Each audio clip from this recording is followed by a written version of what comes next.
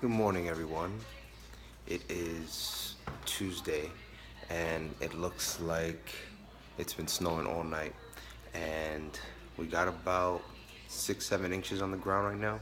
We're gonna measure it out. So I got the floodlight here.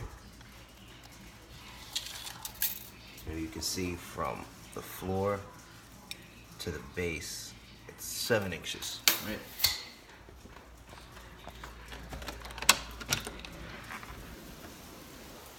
So yeah, they're pretty much covered almost up to the base over here in the beginning, but all the way at the beginning of the driveway, it's completely covered. So I'd say about 6 to 7 inches.